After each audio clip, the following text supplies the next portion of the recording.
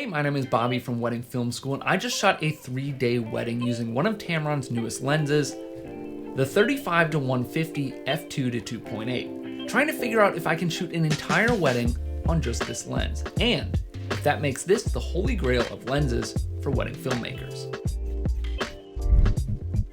So I've been back now for a little bit, and I've had the chance to look at the footage and think more about my experience using this lens.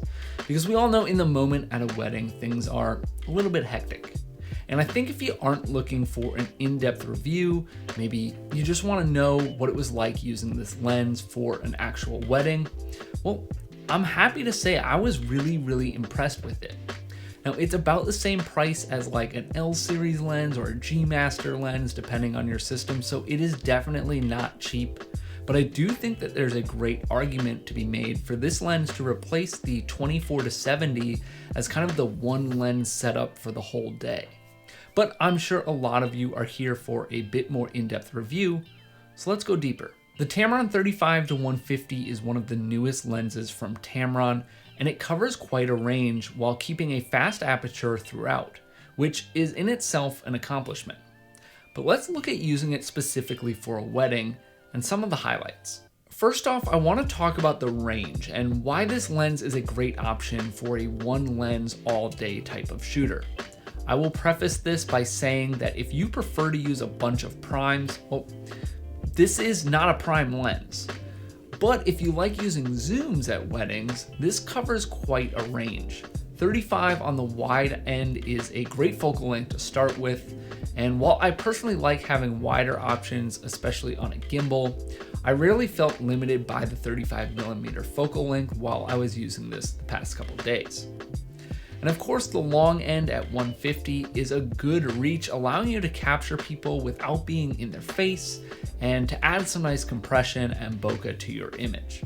Also remember that if you punch into APS-C mode or you use clear image zoom, you can actually get it even further. I think it's closer to 225 or so. All that to say, this is an incredibly large range covered by this lens, which might otherwise require 2 lenses or maybe even 3 to get, a similar range. And does all this while keeping the aperture at f2-2.8, depending on how far you're zoomed in. On that note, the lens looks sharp wide open to me, and I really enjoyed the look that I could get on, the wide end, but especially the bokeh and compression, as I mentioned earlier, on the long end at f2.8. So let's actually talk about that real quick to give you an example of what I mean by compression. I'm going to show you the same exact shot, or as close as I could get it, of one of my favorite things in the world, a cup of coffee, keeping it roughly the same scale and position in frame to the best of my ability to show you what a shot looks like at 35mm, and then what it looks like at a standard prime focal length all the way to 150 and even around 225 after clear image zoom. So here we are at 35, then at 50, here at 85, now at 135, and finally at the long end of this lens at 150mm. And if we add clear image zoom fully, we're now at 225 or so. This lens also features the Tamron utility connector port, which lets you connect your lens to a computer and dial in specific custom settings utilizing the rings and buttons on the lens, such as A/B focus points, focus presets, or using the ring as an aperture control instead of focus. But perhaps the most interesting option to me is that I can customize the throw of the focus ring and make it linear focus so that I can replicate manual focus moves and be much more precise. And this is something that I've distinctly been missing since switching to Sony, really, with most of the lenses made for recent Sony cameras operating by a focus-by-wire system, which I dislike personally. However, I want to note that I could not actually get the utility program to connect to the lens, so I wasn't able to try any of these features out. Now, admittedly, I didn't try too hard to get this working. I tried a couple different cables and setups, but I just don't really think I would make use of most of those custom functions outside of the linear focus. So again, I didn't try too hard. There are many great things to love about this lens, and I in no way want to take away from them, but I do want to make sure I say 2 things as it pertains to wedding filmmaking.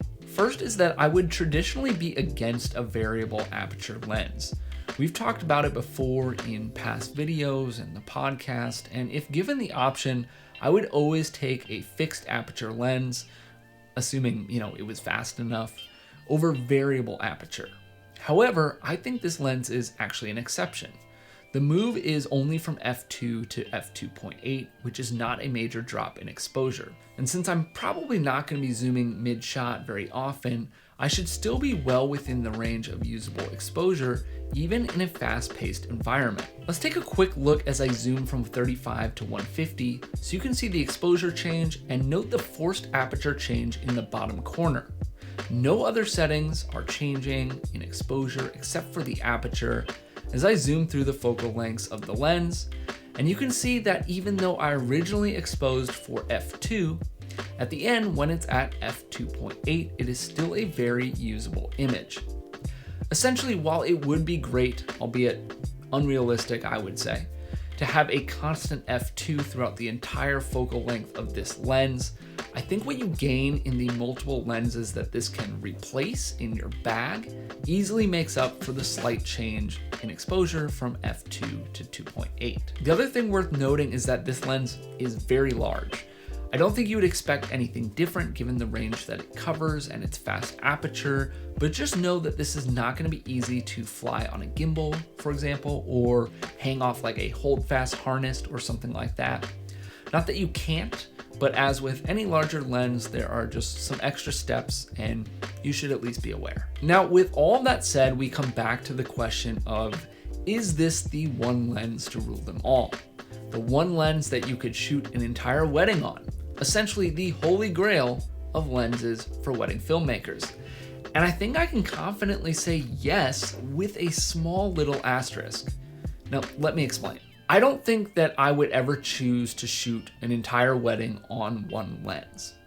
I think personally that limits the film that I'm creating, the shots and the look that I'm getting, and maybe most importantly, how I am able to shoot basically. So inherently to me, the idea of shooting an entire wedding on one lens is kind of just invalid from the start. It doesn't work with my style and what I want to capture. But if my style meshed better with shooting on one lens, or if I were second shooting, like in this scenario, then, a very, very enthusiastic yes, I would absolutely buy this lens and be on it the entire day. I think that is very possible. I would even say that in my current setup, I would comfortably use this lens for almost the entire day. I think it has a great image, it's fast, and it covers a wide range, which basically all boils down to the real center of it all, which is that it makes my life as a wedding filmmaker easier without forcing me to sacrifice anything. And that is ultimately what we are all after, in my opinion. So keep an eye out for this lens and pick one up or rent it if you think it would be a good fit for your kit, or if you're looking to lessen your load on a wedding day and take a few lenses out of your bag. I've got a link down below in the description for you to look at more details on this thing, and if you found this video helpful, then we'd love to have you help us out by leaving a like on this video. And be sure to subscribe to see more gear reviews, wedding filmmaking tutorials, behind the scenes at real live weddings that we take you along with, and more here on the Wedding Film School channel. Thanks so much for watching, and I'll see you in the next video.